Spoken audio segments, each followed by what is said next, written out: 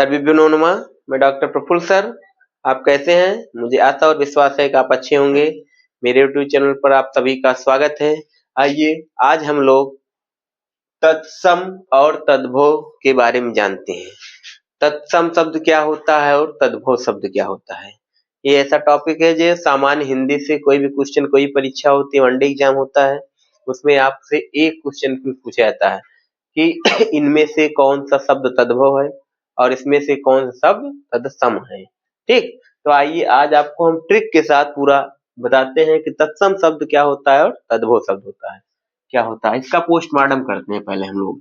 ठीक, जैसे शब्द हमारा क्या है, यहाँ लिखा है तत् प्लस सम लिखा है। क्या लिखा है? तत् प्लस सम।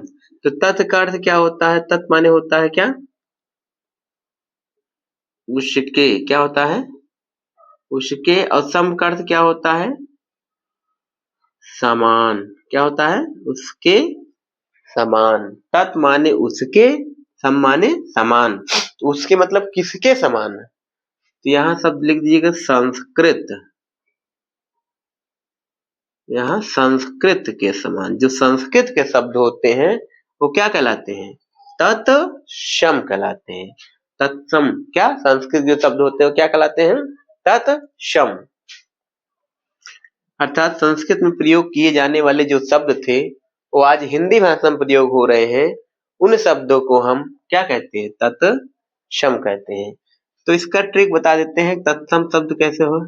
और इसका भी देख लीजिए तत्भव का। इसका लिखा है तद प्लस भव लिखा है। तद प्लस भव। तत् माने हो जाएगा उस से, और भव माने क्या होता है? उत्पन्न। क्या हो जाएगा? उस से उत्पन्न। तो किस से उत्पन्न है ये? तो ये संस्कृत से उत्पन्न हुई है भाषा। ये संस्कृत से जो उत्पन्न शब्द हैं उन शब्दों को क्या कहते हैं? तद भव। तो जो हिंदी शब्द होते हैं वो शब्द क्या कहलाते हैं? तद भव कहलाते हैं। उससे उत्पन्न। किससे उत्पन्न हुआ है? हिंदी संस्कृत से उत्पन्न हुआ, इसलिए वो क्या कहलाएंगे? तद भव। ठीक, इसमें कभी कभी कंफ्यूजन होता है कि तत्सम शब्द क्या होता है, तद्भव शब्द क्या होता है। बहुत कंफ्यूजन होता है कभी कभी। तो जिसमें हम देखेंगे आज इस कंफ्यूजन को हम आपको दूर कर देंगे कि इसके ट्रिक है आपको, इसको मैं बता रहा हूँ, आप इसको ध्यान से देख लीजिए। कभी जीवन में नहीं भूलेंगे तत्सम शब्द क्या होता है, तद्भव। क्योंकि इसमें कंफ्यूजन होता है कि तत्सम संस्कृत वाला शब्द है कि हिंदी वाला, या तद्भव संस्कृत वाला शब्द है कि हिंदी वाला शब्द है। ठीक, तो चलिए एक शब्द आपका बताते हैं। जैसे इसमें लिखा है आपका शब्द क्या? संस्कृत। यहाँ लिखा, लिख दीजिए आप तत्सम।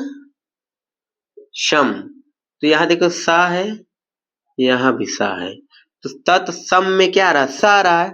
इसलिए वो क्या शब्द? संस्कृत के शब्द हो गए। और तद्भव क्या है? तद्भव। तो तद्भव में देखिए दा आ रहा है। ठीक, यहाँ भी दा आ रहा है। तो दा हिंदी शब्द का है, तद्भव हो जाएगा। और संस्कृत में सा आ रहा है, तद्भव। तत्सम में सा आ रहा है तो सा से संस्कृत हो जाएगा। तद्भव में दा आ रहा है, दा से हिंदी वाला शब्द हो जाएगा। समझ गए होंगे आप लोग। आइए कुछ इसका हम उदाहरण देते हैं आपको। जैसे कौन से शब्द तद्भव है और कौन से शब्द तत्सम है। ठीक, जैसे हम तत्सम शब्द लिखते हैं पहले। तत्सम शब्द और इधर क्या लिखते हैं? तद्भव। क्या है?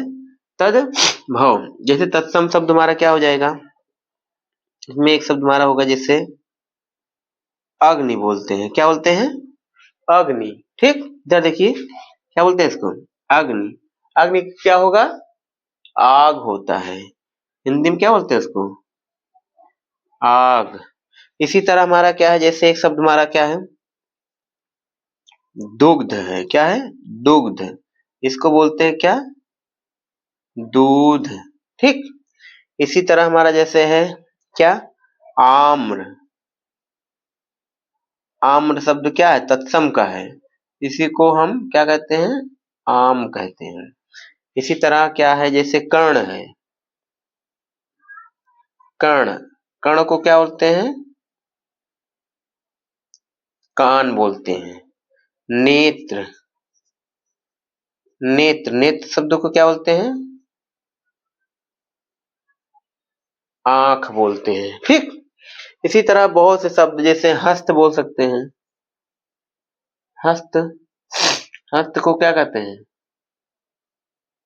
हाथ कहते हैं। ऐसे जैसे आपका है एक अस्थि शब्द है, कौन सा है? अस्थि, अस्थि, अस्थि का क्या बनेगा ये? अस्थि का हमारा होता है हड्डी शब्द बन जाता है। तो इस तरह से कुछ आपके उदाहरण हैं जो कुछ तत्सम के शब्द हैं और आपके कुछ तद्भव के शब्द हैं। तो ये संस्कृत से के शब्द हैं तो तत्सम कहलाते हैं। जो इसी से कुछ समय के साथ कुछ इसमें बदलाव हो गया।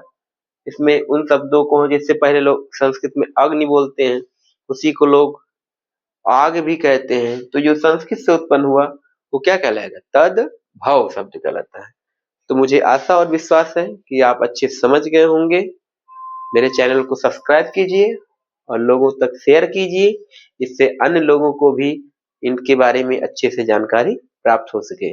धन्यवाद। नमो नमः।